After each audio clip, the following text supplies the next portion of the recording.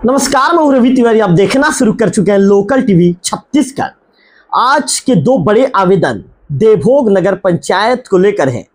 पहला आवेदन जो वार्ड की पार्षद हैं प्रतिमा सोनी, उन्होंने पहला आवेदन कलेक्टर के नाम दिया है, जबकि दूसरा आवेदन बीजेपी की जो मंडल महामंत्री हैं अनीता विकास उपाध्याय ने एक आवेदन कलेक्टर के नाम पर दिया है। तो पहले बातचीत करेंगे श्रीमती अनीता विकास उपाध्याय जो महामंत्री हैं भाजपा मंडल देवभोग की। उन्होंने किस संबंध में कलेक्टर के नाम ज्ञापन सौंपा है, इसे लेकर जानकारी दूंगा। उन्होंने ज्ञापन में जिक्र किया है कि नगर पंचायत देवभोग में अत्यधिक एवं अनुचित संपत्ति कर को वर्तमान वित्तीय सत्र में ही कम करने संबंधी ज्ञापन। उपरोक्त विषय के अंतर्गत लेख है कि मैं अनीता उपाध्याय महामंत्री भारतीय जनता पार्टी मंडल देवभोग आपके माध्यम से देवभोग नगर की जनता की एक अत्यंत गंभीर समस्या आपके संज्ञान में लाना चाहती हूं। नगर पंचायत द्वारा पहली बार निर्धारित किया गया संपत्ति कर अत्यधिक अव्यवहारिक और बोझिल है, जिससे नगर की आम जनता में भारी आक्रोश और असंतोष व्याप्त है। जब नगर में अभी भी अनेक मूलभूत सुविधाएं अपेक्षित स्तर पर उपलब्ध नहीं है, तब इस प्रकार के भारी संपत्ति अब कर लगाना जनता के साथ न्याय संगत नहीं माना जा सकता। आगे उन्होंने आवेदन में कहा है कि इस विषय में नगर के नागरिकों एवं जनप्रतिनिधियों के द्वारा कई बार नगर पंचायत प्रशासन को लिखित एवं मौखिक रूप से अवगत कराया गया कि संपत्ति कर की दर को कम करते हुए जिले की अन्य नगर पंचायतों के समान उचित एवं व्यवहारिक कर व्यवस्था लागू की जाए, किंतु नगर पंचायत जो प्रशासन द्वारा इस विषय को लगातार टालते हुए यह कहा जाता रहा कि देवभोग नया नगर पंचायत है, इसलिए समझने में समय लग रहा है। इसके साथ ही यह भी कहा गया कि परिषद की बैठक में निर्णय लेकर कर दर में कमी की जाएगी।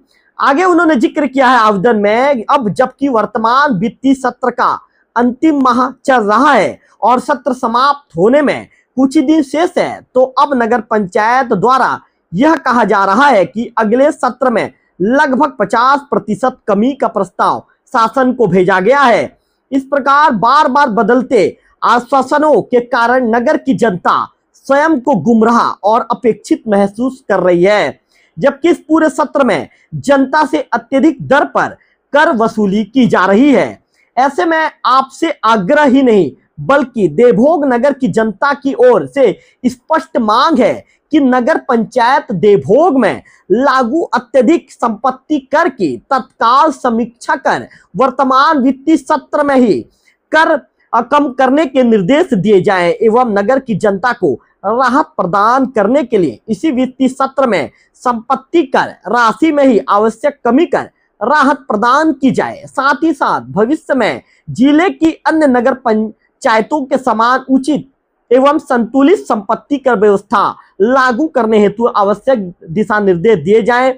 हमें विश्वास है कि आप इस गंभीर जन समस्या को संज्ञान में लेते हुए जनहित में त्वरित एवं न्यायोचित निर्णय करेंगे, जिससे नगर की जनता को राहत मिल सकेगा।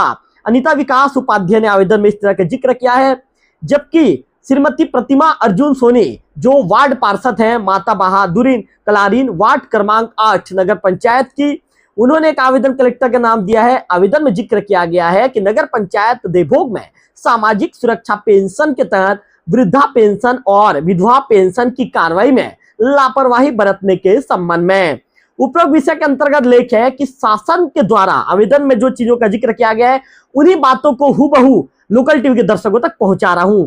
तो उन्होंने जिक्र किया है कि उपरोक्त विषय के अंतर्गत लेख है कि शासन द्वारा वृद्धा एवं विधवा पेंशन योजना मुख्य रूप से समाज के कमजोर और असहाय वर्गों को सामाजिक सुरक्षा और आर्थिक आत्मनिर्भरता प्रदान करने के उद्देश्य से योजना चलाई जाती है।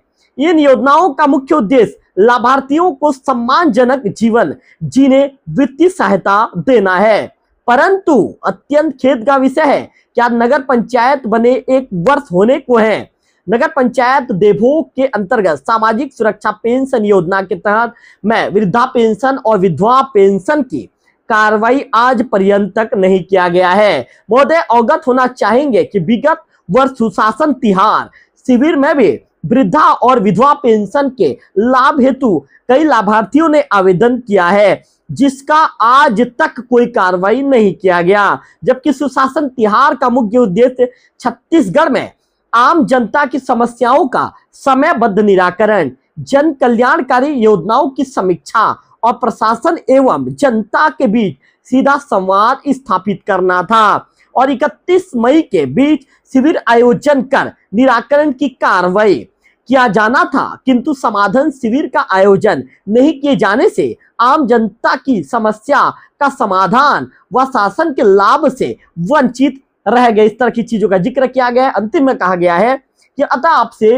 विनम्र निवेदन है, आग्रह है कि नियमानुसार कार्रवाई करते हुए नगर पंचायत देवभोग में सामाजिक सुरक्षा पेंशन योजना के तहत वृद्धा पेंशन और विधवा पेंशन में कार्रवाई कर उक्त लाभार्थियों को लाभ प्रदाय कराने की कृपा करें, जिससे समाज के कमजोर असहाय वर्गों को सामाजिक सुरक्षा और आर्थिक आत्मनिर्भरता प्रदान करने के उद्देश्य से चलाई जा रही योजना का लाभ मिल सके। कोशिश करते हैं कि राजेश तिवारी जी को फोन लाइन पर लेने का प्रयास करते हैं, क्योंकि राजेश तिवारी जी वर्तमान में नगर पंचायत के अध्यक्ष हैं। तो राजेश जी यदि फोन उठाते हैं तो राजेश जी से बातचीत हो जाएगी।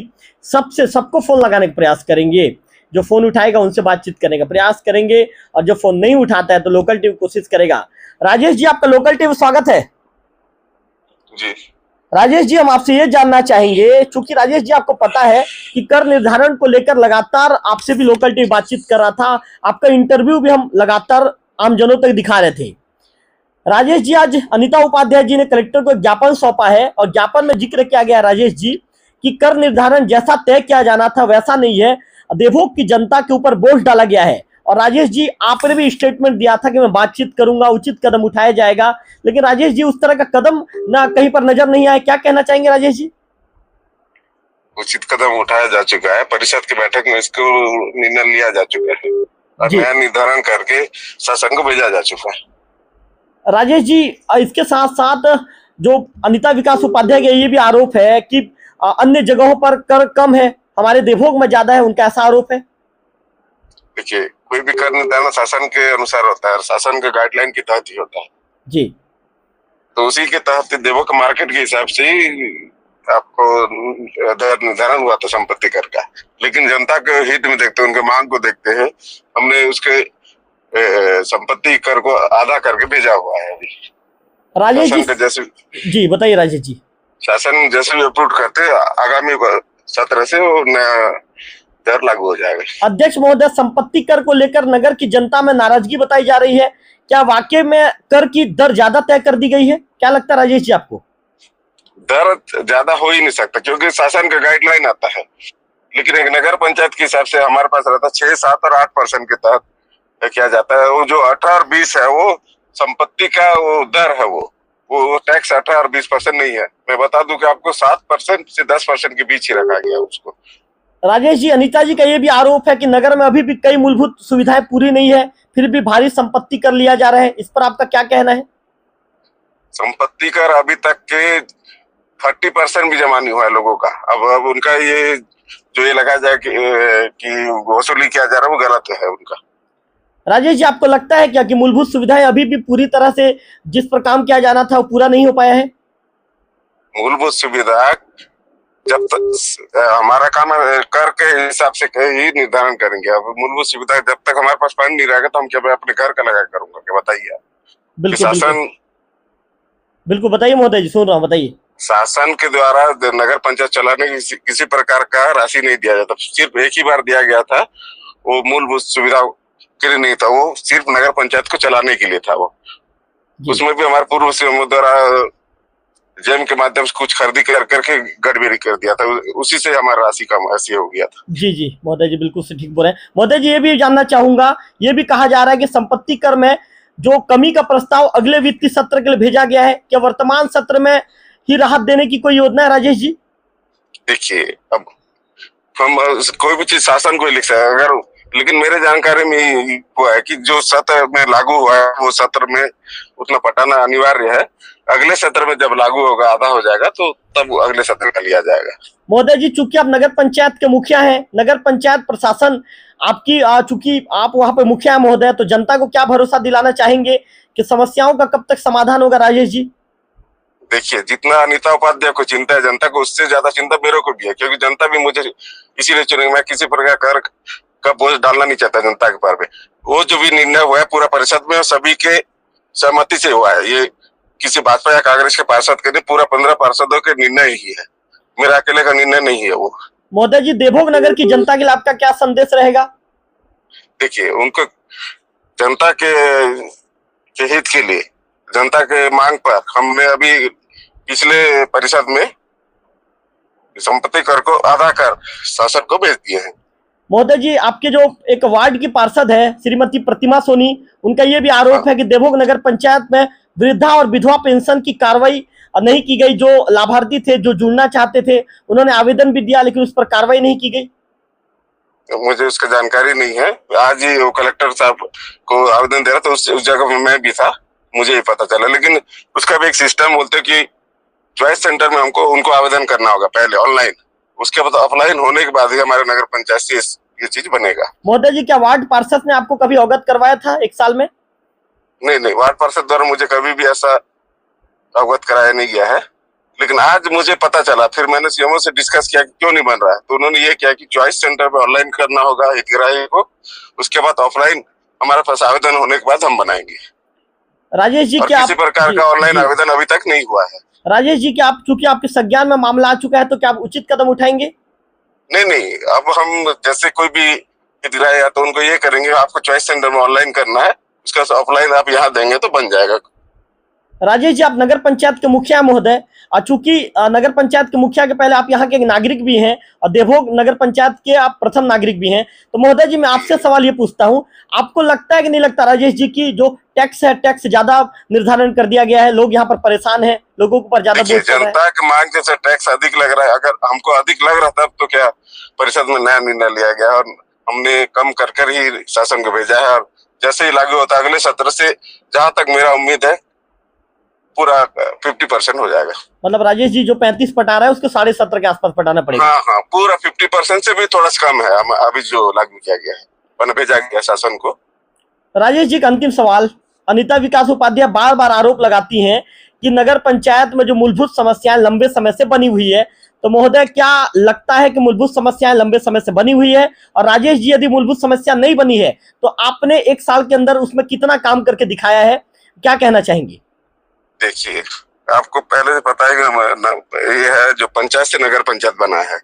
अब किसी भी कार्य करने के लिए मत की आवश्यकता होती है, और हमारे शासन से किसी प्रकार का मत हमको मिला भी नहीं है। जो भी चलना है हमको सिर्फ 10 का एक टारगेट मिला है स्वीपर और इसका कमांडो का, उसी के माध्यम से जो शहरों की साफ सफाई, नाली सफाई, ये कार्य चल रहा है। और मूलभूत सुविधा के बाद जहाँ टैक्स आएगी, हमारे तो हर प्रकार का कार्य किया जाएगा। महोदय जी, क्या लगता है, चूंकि साल भर बीत गया है, क्यों जिस तरह से व्यवस्थाएं मजबूत होनी चाहिए, शासन से जो राशि मिलना चाहिए वो नहीं मिल पाया है, कारण क्या लगता है? क्या राजेश जी आपने? नहीं, शासन से राशि आता ही नहीं है। जहाँ तक आप पता करेंगे, शासन से किसी प्रकार राशि नहीं आता है। जो नगर पंचायत है सिर्फ टैक्स से ही चलता है, और जो मूलभूत सुविधा जो जनता को दी जाती है टैक्स के माध्यम से ही दिया जाता है, टैक्स के पैसे को खर्च करके दिया जाता है। राजेश जी, आपने लगभग 1.5 करोड़ रुपए के आसपास का निर्माण कार्य के लिए प्रस्ताव भेजा था, कितने की स्वीकृति मिल चुकी है राजेश जी?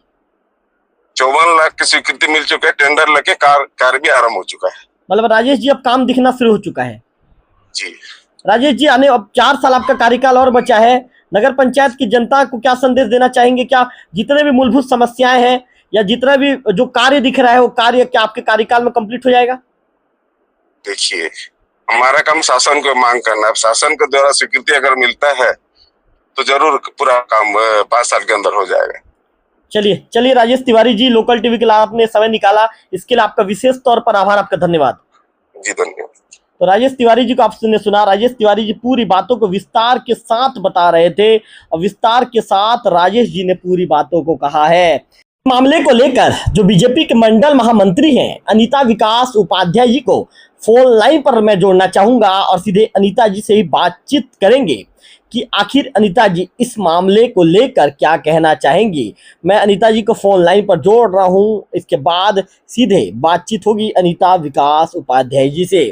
क्या उनका क्या कहना है, अनीता जी इस मामले को लेकर क्या कहना चाहती हैं, तमाम बातों की जानकारी सीधे अनीता विकास उपाध्याय जी से ही लेंगे। अनीता जी, आपका लोकल टीवी स्वागत है। जी तिवारी जी, धन्यवाद। अनीता जी, जानना चाहूंगा, देवभोग नगर पंचायत में संपत्ति कर को लेकर जनता में काफी नाराजगी बताई जा रही है। आपने आवेदन में ऐसा जिक्र किया है, आपने कहा है कि समस्याएं लगातार बनी हुई है, शिकायतें भी मिल रही है, जनता परेशान है, लेकिन जिम्मेदार ध्यान नहीं दे रहे हैं। अनीता जी, आपने कलेक्टर साहब को ज्ञापन में किन बातों का जिक्र करते हुए आवेदन सौंपा है और क्या मांग की है लोकल टीवी के दर्शकों को, विस्तार से बताइए। जी तिवारी जी, आपका लोकल टीवी को बहुत बहुत धन्यवाद। आज मैं और मेरे वार्ड नंबर 9 की पार्षद प्रतिमा सोनी और मंडल अध्यक्ष जी और सभी भारतीय जनता पार्टी के कार्यकर्ता, हम सभी आज कलेक्टर जी यहाँ दौरा पे आए हुए थे देवभोग, तो हम गए हुए थे सभी। मैं संपत्ति कर को लेकर, इस विषय को लेकर आज कलेक्टर सर के पास गई हुई थी कि देखिए तिवारी जी, यहाँ संपत्ति कर है ना बहुत ज्यादा ही हो रहा है, ये जनता ही कह रही है मुझे आके, क्योंकि आप पता कर सकते हैं तिवारी जी, मैं हर जगह जाती हूँ, मतलब मेरा दौरा रहता ही है कहीं ना कहीं, चाहे आप सोना मुंदी देख लीजिए, झारा बहाल हो या फिर फोकट पारा हो, तो महिलाएं आके मुझे कहती है, मैं किसी पूछती नहीं, आप मुझे कहती है कि देखो दीदी, यहाँ हम गरीब लोग हैं, आज हम दिन में ही 50 रुपए 100 रुपए कमा पा रहे हैं, इतना संपत्ति का सभी साल भर भी नहीं हो रहा है, और हम कहाँ से दे पाएंगे दीदी जी, आप थोड़ा सा समझिए करके। तो यही कहना, मैं यही सब विज्ञापन में 2 महीने हो चुके हैं तिवारी जी, 2 महीने हो चुके हैं, मैं अपने कार्यकर्ताओं के साथ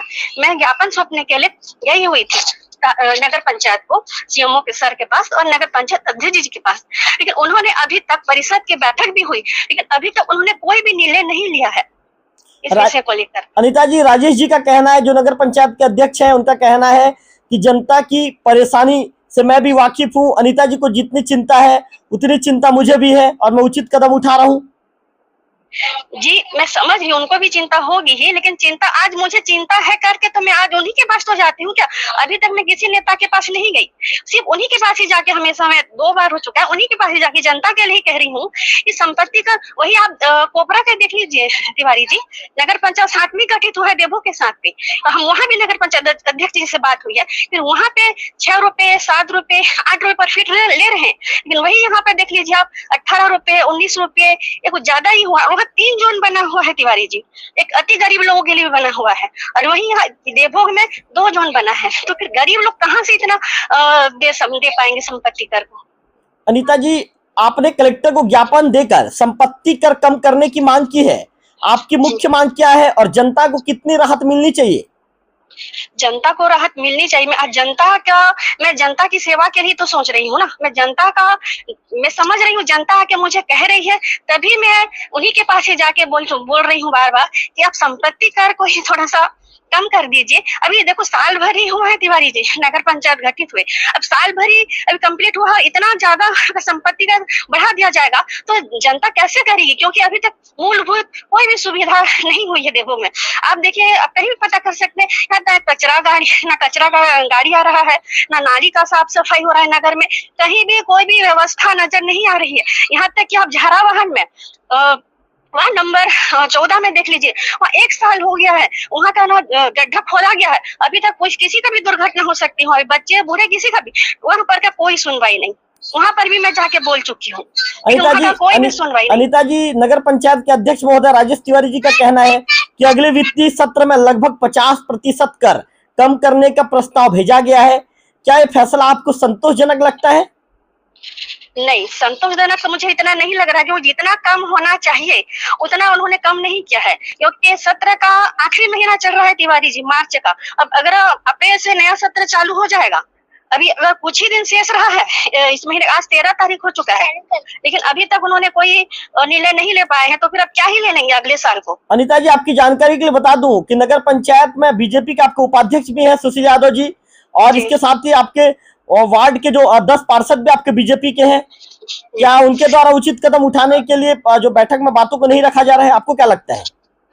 जी, उन्होंने भी, हमारे 10 पार्षद हैं भाजपा के, उन्होंने भी ज्ञापन सौंपा है वहाँ मेरा ज्ञापन सौंपने के बाद उन लोगों ने भी सौंपा है ज्ञापन, लेकिन उसके बावजूद भी उन लोगों ने अभी तक परिषद की बैठक में कोई भी निर्णय नहीं पा रहे हैं।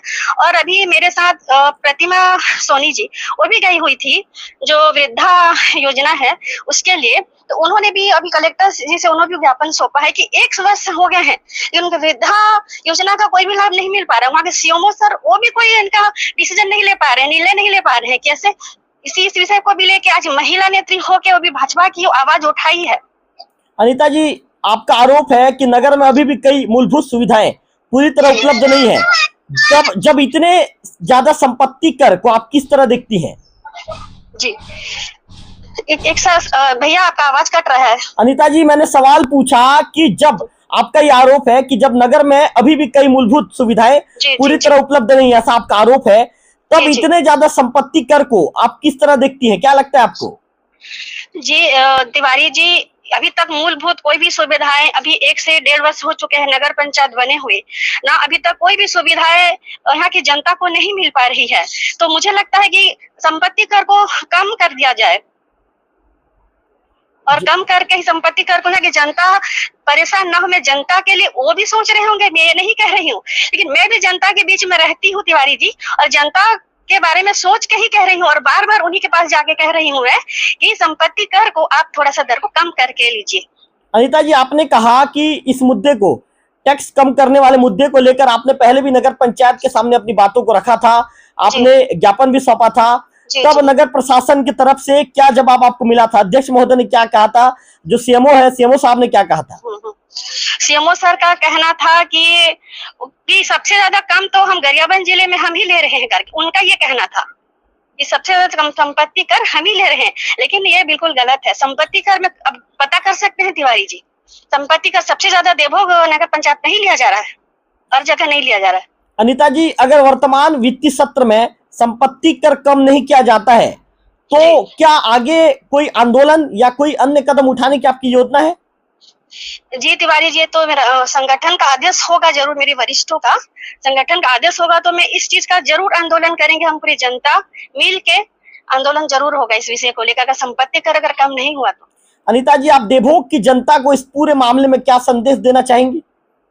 मैं जनता को ही संदेश देना चाहूंगी कि मैं जनता के हित के लिए, आपसे मैंने पहले भी कहा था पहला इंटरव्यू में तिवारी जी, कि मैं आज जनता के लिए ही हूँ, मैं जनता के हित के लिए ही कार्य करूंगी और सेवा भी करूंगी। और जनता जितना हो सके मैं चाहती हूँ कि जनता को मूलभूत पूरा सुविधा मिले जनता को, और उन्हीं सुविधा को देखते हुए मैं आगे हर कदम उठाऊंगी। और चाहे किसी के चाहे नेता के पास भी जाना पड़े तो मैं जरूर जाऊंगी। पहले तो मैं नगर पंचायत का कार्य जो संपत्ति कर को लेके विषय चल रहा है अभी, तो मैं उन्हीं के पास ही गई थी कि संपत्ति कर दर को सबसे बड़ा अभी समाधान वही है, मतलब परेशानी है कि मूलभूत सुविधा उनको मिलना चाहिए। आपको क्या लगता है, कलेक्टर साहब को ज्ञापन सौंपने के बाद उचित कदम उठेगा या किसी तरह का कोई रास्ता निकलेगा? कलेक्टर सर से तो मैंने ज्ञापन सौंपा है, तो उन्होंने तो कहा है कि अब इस सत्र में तो नहीं हो पाएगा करके, लेकिन अब मैंने उनसे ये भी कहा है कि सर देखिए, ये देवभोग नगर अभी अभी बना है सर, और यहाँ पे मूलभूत सुविधा कुछ भी नहीं हुआ है, और यहाँ के लोग भी मतलब दिन में 50 रुपए 100 रुपए ही कमा पा रहे हैं, और अति गरीब लोग भी यहाँ रहते हैं, तो वो लोग कहाँ से इतना दे पाएंगे करके। तो उन्होंने कहा कि ठीक है, हम इस विषय में सोचेंगे करके उनका कहना है। अब देखते हैं आगे वो क्या निर्णय लेंगे। क्या अनीता जी, आप उच्च स्तर पे भी जाएंगे? मुख्यमंत्री जी या फिर मंत्रीगणों से भी मुलाकात होगी आपकी?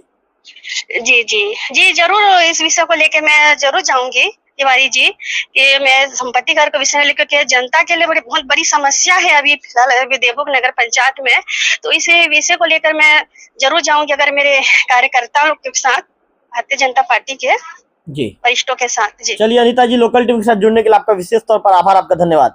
जी धन्यवाद तिवारी। तो निश्चित तौर पर आपने सुना कि जो अनीता विकास उपाध्याय जी हैं उन्हें सुना। अब कोशिश करते हैं कि यदि हमारी मंडल अध्यक्ष हैं जो बीजेपी के, यदि उनसे बातचीत हो जाती है तो एक बार फोन लाइन पर उन्हें मैं जोड़ना चाहूँगा। यदि उनसे बातचीत हो जाती है तो कोशिश करते हैं कि उन्हें जोड़ने का प्रयास करते हैं। एक बार मैंने मंडल अध्यक्ष को फ़ोन लगाया है, एक बार उनसे बातचीत होती है तो सीधा उनसे बातचीत करने का प्रयास करेंगे कि आखिर बीजेपी के जो मंडल अध्यक्ष हैं वे क्या कहना चाहेंगे। आज जब कलेक्टर साहब से उनकी जब मुलाकात हुई है, मुलाकात के दौरान चूंकि एक आवेदन मंडल अध्यक्ष हैं जो बीजेपी के, उन्होंने भी दिया है। पेयजल समस्या को लेकर उन्होंने आवेदन दिया है, ऐसी जानकारी निकलकर सामने आई है। तो पटेल जी को मैंने फ़ोन लगाया है। पटेल जी यदि फ़ोन उठा लेते हैं तो उनसे बातचीत हो जाएगी, नहीं होगी तो जब भी पटेल जी से मुलाकात होगी सीधा उनसे बातचीत करेंगे। तो लगातार जो है लोकल टीवी जनहित के मुद्दों को लेकर बातचीत करता आ रहा है। अनिता विकास उपाध्याय ने अपनी बातों को लोकल टीवी में रखा। नगर पंचायत के अध्यक्ष महोदय राजेश तिवारी जी ने अपनी बातों को लोकल टीवी में रखा। इसके साथ साथ कोशिश करते हैं कि एक बार सुशील यादव जी को फोन लाइन पर लेने का प्रयास करते हैं। यदि सुशील जी से बातचीत हो जाती है तो चूंकि ये बड़ा मामला है और सुशील जी वर्तमान में बीजेपी के नगर पंचायत के उपाध्यक्ष हैं, तो सुशील जी यदि फ़ोन उठाते हैं तो कोशिश होगी कि उनसे बातचीत करने की कोशिश होगी। और फ़ोन नहीं उठाते हैं तो फिर जब भी मुलाकात होगी सीधा बातचीत करेंगे, क्योंकि जनता चाहती है कि टैक्स कम हो जाए। कई बार जनता हमारे पास भी बातों को रखती है कि भाई टैक्स ज़्यादा है, टैक्स कम होना चाहिए। राजेश जी का कहना है कि अगले सत्र के लिए 50% कर दिया जाएगा, इसके लिए प्रस्ताव उच्च कार्यालय को भेजा जा चुका है। इस तरह की बातें कही गई है। सुशील जी, आपका लोकल टीवी स्वागत है। हाँ तिवारी जी। सुशील यादव जी, आपसे ये जानना चाहूंगा, आज आपके बीजेपी के जो मंडल महामंत्री है अनिता उपाध्याय जी और आपके वार्ड नंबर 9 की जो पार्षद है प्रतिमा सोनी जी, दोनों ने 2 बड़े आवेदन कलेक्टर को दिए नगर पंचायत को लेकर, कलेक्टर साहब को सौंपा है। अनिता जी का कहना है कि टैक्स में कमी किया जाना था और टैक्स में बढ़ोतरी के चलते जिस तरह की टैक्स में वृद्धि की गई है, यहाँ की जनता परेशान है। और आप लोग महोदय, उपाध्यक्ष महोदय, आप भी नगर पंचायत अध्यक्ष महोदय के बाद आपका मुख्य रोल है। जिस तरह का आप लोग को कदम उठाना था वैसा कदम आप लोग नहीं उठा पाए हैं, ऐसा कहना है, क्या कहना चाहेंगे? नहीं, कदम उठाए हैं। आपको टीवी में ही बताया हूं मैं कि हमने बैठक में किया था कि कम हो और सबसे कम दर जो है ना उसको लागू किया जाए बोल के बोले थे। इसमें सभी पार्षद से लेकर सभी लोग थे और उसके बाद क्या है इसको पारित किए थे। लेकिन हमको पता ही था कि 18 रुपए जो है कम है जी। बाकी नगरीय निकाय में जो कम था उसके बाद में पता चला हमको, तो हम लोग सीएमओ को भी एप्लीकेशन दिए, आवेदन दिए और बोले कि ऐसे कैसे हुआ करके। और अभी जो आने वाले वित्तीय वर्ष में हम लोग कम कर दिए हैं उसको। महोदय जी, अनिता उपाध्याय जी का तो ये भी कहना है कि अन्य नगरीय निकायों में 6%, 7%, 8% तक है, लेकिन देवभोग में 18% के हिसाब से वसूला जा रहा है। मैंने आपके लोकल टीवी में बताया कि हमको नॉलेज नहीं था इसके बारे में जी। हाँ महोदय, इस बार क्यों इस सत्र में क्यों कम नहीं हो पाया, कारण क्या सुशील जी? क्या है, सभी संधारण हो चुका है, पंजी जो है ना सब बन चुका है, संचालनालय जा चुका है। एक वित्तीय वर्ष में एक ही बार चेंज होता है। सुशील जी, आपको क्या लगता है महोदय, क्योंकि एक बार तो आप लोगों ने इतना टैक्स लोगों से वसूल कर लिया है, तो क्या दोबारा कम होगा? सुशील जी, ऐसा होगा? आपने नियम पता लगाया है? ऐसा होता है और प्रस्ताव अभी का जो बैठक था ना उसमें हम लोग कर दिए आगे से। सुशील जी, क्या प्रस्ताव में किन बातों का जिक्र किया गया? सुशील जी, डिटेल में बताइए। बस टैक्स वाले संबंध से बता पाऊंगा मैं अभी। बताइए सुशील जी। टैक्स में ना क्या है, जो 50% दर कम कर दी उसका, जैसे पहले 18 था वो अभी क्या बोलते हैं 10 हो गया है। सुशील जी, और जी बताइए। जो 8 था वो अभी 6 हो गया, वैसे हुआ है 8, 6 और 4 ऐसे गए हैं। सुशील जी, राजेश जी का कहना है कि सीधा 50% करने के लिए प्रस्ताव में भेजा गया है। हाँ नहीं कर दिया, हम लोग प्रस्ताव में बैठ के वो भी लिखे हैं और आने वाले वित्तीय वर्ष का कम भी किए हैं। महोदय जी, एक सवाल आपसे भी पूछना चाहूंगा, चूंकि आप उपाध्यक्ष हैं। सुशासन तिहार शिविर में कई लोगों ने, देवभोग नगर पंचायत के कई लोगों ने पेंशन के लिए आवेदन किया था, जैसे सुशील जी विधवा पेंशन है या विकलांग, या सुशील जी जो पेंशन और भी पेंशन है, लेकिन अभी तक उन्हें लाभ नहीं मिला है। इस पर क्या कहना चाहेंगे? इसका ऑनलाइन प्रक्रिया चल रहा है, पूरा नहीं हुआ है ये। हमारे पार्षद जी भी इसके बारे में एप्लीकेशन दिए हैं। उन्होंने प्रतिमा जी ने ज्ञापन सौंपा है। जी दिया है और हमने बैठक में भी बोला है इसको कि क्यों लागू नहीं हो रहा है ऐसे करके। तो सुशासन में जितने भी आवेदन है ना उसको निराकरण करने के लिए हम लोग निकाल रहे हैं। मोदी जी, देवभोग नगर की जनता के लिए आपका क्या संदेश रहने वाला है? क्या है, जो अभी होगा हम जनता को भार नहीं देना चाहते, जो भी होगा अच्छा होगा और उनके हित में ही होगा। सुशील जी, अनिता उपाध्याय जी का तो ये भी आरोप है कि मूलभूत सुविधाएं जो दुरुस्त तब तक हो जानी चाहिए थी, अभी भी मूलभूत सुविधाएं बनी हुई है, जैसे कचरा गाड़ी नहीं पहुंच रहा है, नालियों की सफाई नहीं हो पा रही है। मोदी जी, समय पे सब चीज होगा, लेकिन अभी क्या है, नया है नगर पंचायत, इसलिए थोड़ा सा दिक्कत का सामना करना पड़ रहा है। आदरणीय सुशील जी, जनता तो आपसे सवाल पूछेगी महोदय, मैं तो जनता का प्रतिनिधि बन के आपसे सवाल पूछ रहा हूँ। नहीं, मैं तो बता रहा हूँ ना, जवाब मैं भी तो दे रहा हूँ। जी सुशील जी, आप लोगों ने होगा, मैं धीरे-धीरे होगा। सुशील जी, आप लोग आज 1 साल कंप्लीट हो चुका है, इसके बाद भी आप लोग कह रहे हैं कि नया है। सुशील जी कब तक दुरुस्त होगा सुशील जी? हो रहा है, आप देख रहे हैं ट्रैक चौराहे पे साफ सफाई हो रहा है। फिर अभी आपको कल अगर ना न्यूज बनाना है ना, तो आप 3 नंबर वार्ड में आइए, वो पात्र करके वो भी सुशील जी नाली सिर्फ सफाई वो भी सुशील जी, हो मैं जाएगा। सिर्फ 3 नंबर वार्ड की बात नहीं कर रहा हूँ महोदय, आप एक वार्ड के नहीं, नगर बाकी सुने ना, महोदय जी 14 नंबर का जो नाली जो है ना आप टूटा हुआ महोदय था, जी उसको भी पार्षद काम कर रहे हैं। महोदय जी, आप सिर्फ उसको भी कल देख लीजिए महोदय जाके। जी, आप सिर्फ एक वार्ड के उपाध्यक्ष नहीं है महोदय, आप पूरे नगर नहीं, पंचायत के मैं अपना उपाध्यक्ष। सुनिए ना, मैं 14 नंबर का भी बता रहा हूँ आपको अभी। वो जो नाली जो टूटा हुआ था, उसको पार्षद जी ने काम करवा रहे हैं। अनीता जी का उसको तो भी देख अनीता जी का तो लीजिए। ये भी आरोप है कि 1 साल हो गया लेकिन वो काम नहीं हो पाया था 14 नंबर का। भाई आपको बताऊं, जो पार्षद निधि होता है ना, पार्षद निधि का जो है ना, वो पार्षद के द्वारा जो है ना, अभी उसको उपयोग किया जा रहा है, उसमें बनाया जा रहा है। क्योंकि बताऊं, हम लोग एस्टिमेट बना के मांग के लिए हमने दे दिया है ऊपर, वहां से आने में टाइम लगा तो उसको क्या है, पार्षद निधि से हम लोग बनाने के लिए बोल रहे हैं। महोदय जी, लोग चाहते हैं कि उन्हें पेंशन मिले, जैसे विधवा पेंशन है या अन्य जो पेंशन है उन्हें मिले, बुजुर्ग लोगों को पेंशन मिले, कब तक मिलेगा, क्या लगता है आपको? इसके बारे में पूर्ण जानकारी होने पर मैं आपको अवगत कराऊंगा। तो सुशील जी, आप संज्ञान लेंगे, उचित कार्रवाई के लिए आप कदम उठाएंगे ना? होगा, जरूर होगा। आम जनता को जो जो योजना मिलना चाहिए नगर पंचायत के सभी नगर वासियों को मिलेगा, ये सब सुविधाएं चलिए जो उनको मिलना चाहिए, जो उनके हित के लिए। चलिए सुशील जी, लोकल सुने एक बार लोकल टीवी से मैं और एक संदेश देना चाहूंगा हमारे सभी जनता जनार्दन जी को, कि हमने कभी भी उनके ऊपर कर का बोझ नहीं डालना चाहा और नहीं डालेंगे। तो अनीता जी फिर क्यों आरोप लगा रही है सुशील जी? आप भी बीजेपी के हैं, अनीता जी भी बीजेपी के। अनीता जी का आरोप है कि कर का बोझ डाला जा रहा है, आप कहते हैं सुशील जी आप कहते हैं सुशील जी मेरा सवाल सुनिए ना सुशील जी, मैं भी आपको बोलने का मौका दूंगा महोदय जी। अनीता जी बीजेपी की नेत्री है, उनका कहना है कि कर का बोझ डाला गया है। अनीता जी का कहना है कि लोग उनके घरों तक पहुंच रहे हैं और कह रहे हैं कि भाई हमारे ऊपर कर का बोझ डाला गया है। सुशील जी, आप कहते हैं कि हम कर का बोझ हमने नहीं डाला है। ये मतलब सुशील जी, एक ही पार्टी हो कि आप दोनों का अलग अलग बयान क्यों? नहीं, पार्टी एक ही है और उनके एप्लीकेशन पे हम लोग जो है ना, अभी दर कम कर दिए हैं। अभी वाले में आपको बताऊं, वो सब आम पब्लिक से आया कि ओपरा में कम है, यहाँ कम है, वहाँ कम है, तो हमने सभी जगह का मंगाया, फिर उसको अभी आने वाले वित्तीय वर्ष में कम कर दिया है। और आपको बताऊं, मैं पहले भी बोल रहा हूँ और अभी भी बोल रहा हूँ, जिस दिन बैठक हुआ उस दिन ये चर्चाएं हुई कि इतना 18% जो भी है लेना है। हमने सीएमओ को पूछा और बोला कि ये कम है क्या, तो उन्होंने कहा कि हाँ ये कम है, तो ठीक है, सभी निकाय से कम है तो इसको लागू कर दीजिए, बोले हम लोग। आज भी वही बोल रहा हूँ, कल भी वही बोल रहा हूँ और पहले भी बोल रहा था मैं। सुशील जी, क्या लगता है क्या अनीता उपाध्याय जी के आवेदन पर विचार हुआ, उसमें कार्रवाई हुई? हाँ हुआ ना, उनका कार्रवाई हुआ ना, क्योंकि वो जो वित्तीय वर्ष आने वाले वित्तीय वर्ष में कम होगा, वो कम हो जाएगा। हाँ, मतलब सुशील जी, आने वाले वित्तीय वर्ष में अनीता जी के अनुसार बोझ तो नहीं रहेगा ना आमजनों के ऊपर? नहीं रहेगा। चलिए सुशील यादव जी, आपका विशेष आभार, आपका धन्यवाद लोकल टीवी से जुड़ने के लिए। धन्यवाद।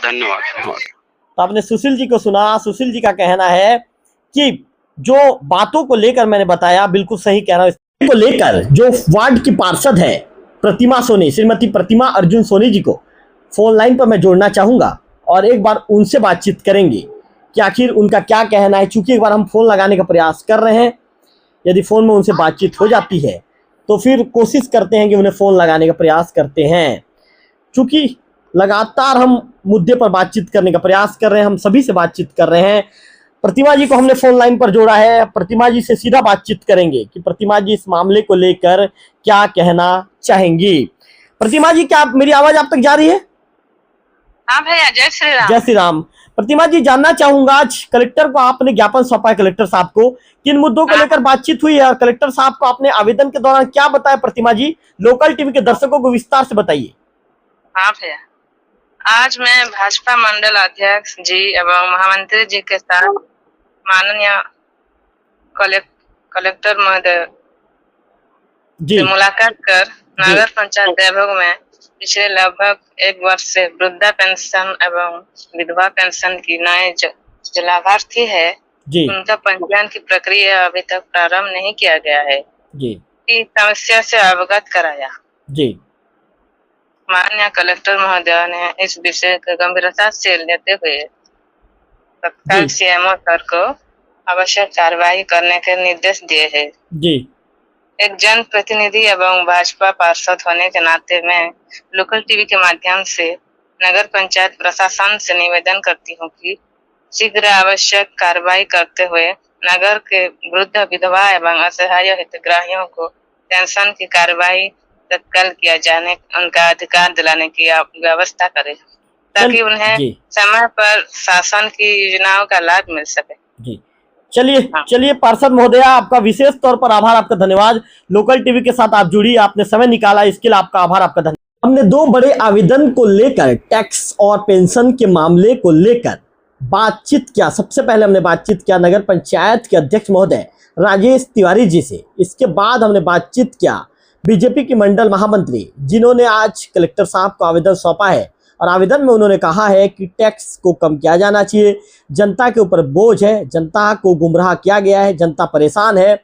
उनकी बातों को भी हमने लोकल टीवी के दर्शकों तक पहुंचाने का प्रयास किया है, उनसे भी हमने बातचीत किया है। इसके बाद हमने नगर पंचायत के उपाध्यक्ष महोदय सुशील यादव जी से बातचीत किया और इसके बाद अंतिम में वार्ड की जो पार्षद है, वार्ड नंबर 9 की जो पार्षद है श्रीमती प्रतिमा अर्जुन सोनी जी से बातचीत किया। उन्होंने भी अपने जो तथ्य हैं, जो वृद्धा पेंशन के साथ विधवा पेंशन को लेकर जो हितग्राही इस योजना के लाभ से वंचित हैं, उन्होंने आवेदन किया है, ऐसा उनका दावा है, लेकिन अभी तक उनके आवेदन पर विचार नहीं किया गया और अभी तक उनके आवेदन पर काम शुरू नहीं किया गया, ऐसा उनका दावा था। तो इस मामले को भी लेकर हमने किया। हालांकि राजेश तिवारी जी जो नगर पंचायत के अध्यक्ष महोदय हैं, उनका कहना है कि अभी भी संबंधित वार्ड की पार्षद के द्वारा मुझे जानकारी नहीं दिया गया था। आज जब कलेक्टर साहब को जानकारी दिया गया तब हमें पता चला है कहीं पर भी किसी भी तरह कोई आवेदन नहीं किया गया था। अब इस मामले में राजेश जी का कहना है कि संज्ञान लिया जाएगा और संज्ञान लेकर इसमें त्वरित कदम उठाया जाएगा। फिलहाल इस खबर में इतना ही। अगले वीडियो फिर होगी आपसे मुलाकात, तब तक बने रहिए लोकल टीवी छत्तीसगढ़ से।